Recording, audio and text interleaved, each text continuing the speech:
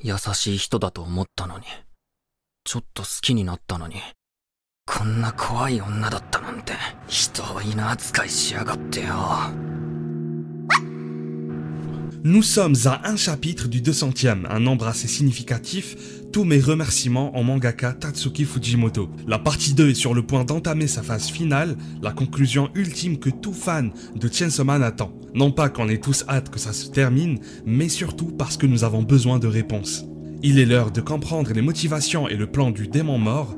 Il est l'heure d'élucider tous les mystères autour du démon justice et du démon feu.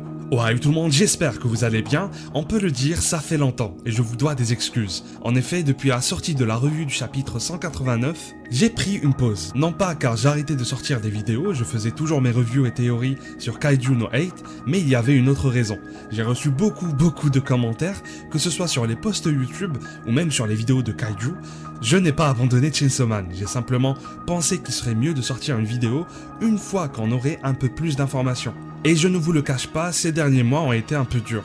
Je travaille et je gère pas mal de choses à côté de YouTube, ce n'est donc pas évident pour moi de me concentrer sur 2 œuvres à la fois. En tout cas, ça ne change pas vraiment, puisque je ferai toujours mes vidéos sur Chainsaw Man, mais pas sur chaque chapitre, histoire qu'on se retrouve dans des meilleures conditions. Sans plus tarder, nous allons essayer de comprendre comment fonctionne le démon mort.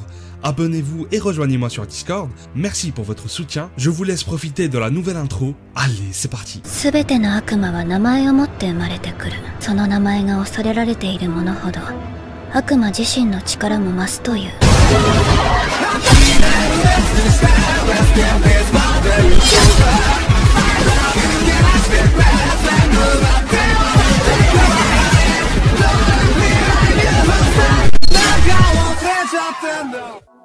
Yoru, le démon guerre, désire vaincre Chainsaw Man, victime d'un complexe d'infériorité suite à leur précédent combat. Elle souhaite montrer sa puissance à Pochita, mais plus encore, elle cache d'autres fantasmes très sombres d'après Asa Mitaka, qui avoue ceci à Denji comme un Grisha ayant vu le futur détruit par les titans colossaux et qui supplie Sig d'arrêter Eren.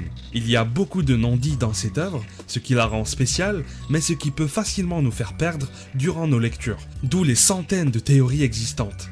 Asa est plus intéressé par l'être humain, à savoir Denji, leur relation s'est pas mal développée, il y a eu une évolution assez intéressante, même si peut-être un peu répétitive à certains moments, comme dans le monde du démon vieillesse. Mais en tout cas, c'est quelque chose que j'ai beaucoup apprécié.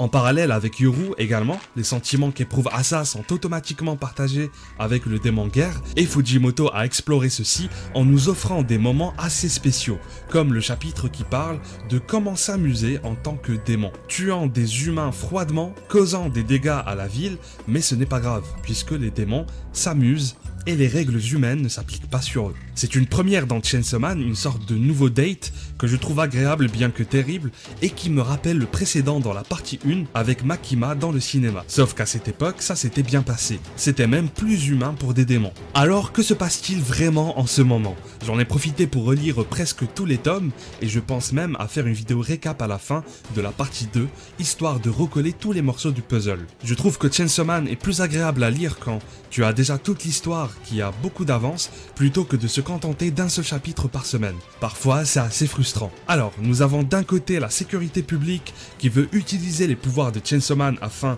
de combattre le démon mort. La prophétie de Nostradamus va se réaliser dans 1 mois et l'humanité n'est toujours pas prête. En réalité, et ne le sera sûrement jamais. Donc le but était de se servir de Pochita, soit en tant que démon, soit en tant qu'arme grâce au démon guerre, pour entamer le combat contre le dernier cavalier de l'Apocalypse. De l'autre côté, Baruem ainsi que l'ancienne Kiga voulaient amplifier la peur envers Chainsaw Man et le démon guerre, pour qu'ils deviennent surpuissants et qu'ils aient une chance face au démon mort. Denji, quant à lui, s'en fiche pas mal, il veut juste profiter de sa vie et continuer à être Chainsaw Man, se battre sans réfléchir pour être apprécié. Maintenant, nous apprenons que Kiga est en réalité le démon mort, après l'introduction de la dernière petite sœur, le véritable démon famine. Mais ce n'était pas suffisant. On a également eu un tout nouveau Chainsaw Man venu des enfers pour terrasser le démon mort. Il y avait déjà beaucoup de mystères et on attendait des réponses. Mais là, on se pose encore plus de questions. Quelle est la solution que va proposer le démon mort? D'où sortent ces 2 faux Chainsaw Man? Bien que j'ai ma petite idée là-dessus. Et enfin, pourquoi le démon justice est autant impliqué? Et qu'est-ce qu'on ne voit pas avec le démon feu? Concernant le démon mort, il s'agit de quelqu'un qui apprécie beaucoup le monde des humains, qui aime prendre du plaisir en mangeant un tas de choses. Elle a déjà essayé de se donner la mort en jetant tous ses organes, mais rien n'a changé. Et de toute façon, même si elle mourait, son incarnation risquerait d'être son opposé, et donc pourrait souhaiter faire du mal à tout le monde, contrairement à ses intentions qui ont l'air plus pacifiques. On note aussi qu'elle accorde beaucoup de respect à la vie, bien que sa vision des choses soit un peu spéciale, elle les dévore pour les respecter. Et on a enfin la réponse concernant ce passage mystérieux dans le chapitre 131, où elle fait disparaître le démon chute avec des flammes. À vrai dire, on avait vu une sorte de poupée ou bien une version miniaturisée de ce dernier. En réalité, pour que le démon domination puisse dominer quelqu'un, l'autre doit se sentir inférieur. Pour que le démon guerre transforme quelque chose ou quelqu'un en arme, elle doit le considérer comme sien ou une partie d'elle. Et enfin, pour que la mort puisse contrôler quelque chose, elle doit lui ôter la vie. Le démon mort a donc plusieurs cartes en main, le démon chute, sa sœur Kiga et le faux Chainsaw Man soutenu par le démon justice, et peut-être même Yuko. Nous savons que le vrai démon justice est mort dans l'arc du démon chute, donc il s'est sûrement réincarné entre temps, et c'est pour ça que nous assistons encore à des pactes avec lui. J'avoue que sa présence m'avait trop perturbé. Pour le démon feu, il s'agit du plus grand mystère pour le moment.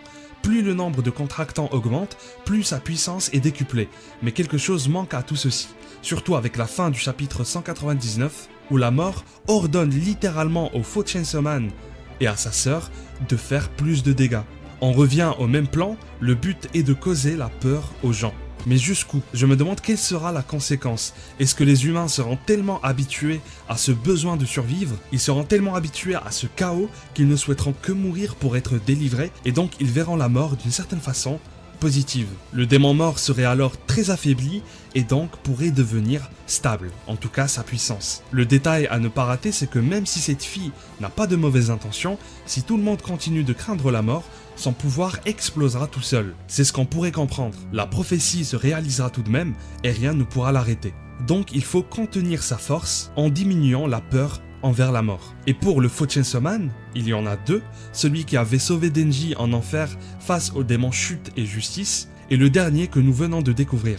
Au début de la partie 2, Denji avait peur des imposteurs, surtout avec l'église et les théories comme quoi c'était Asa qui terrassait les démons et sauvait les gens. Donc on peut penser à ce faux Chainsaw Man comme l'incarnation de la peur d'être usurpé.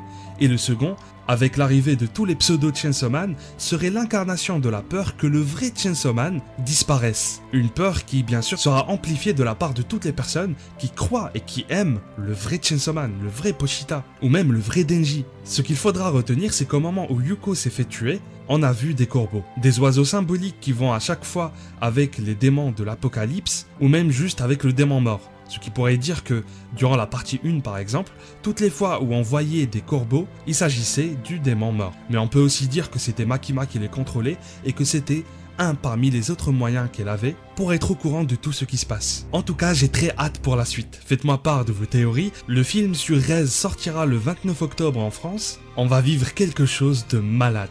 On se retrouve une prochaine fois pour discuter de tout ceci. Abonnez-vous pour ne rien manquer et merci pour votre soutien encore une fois. Prenez bien soin de vous et à la prochaine.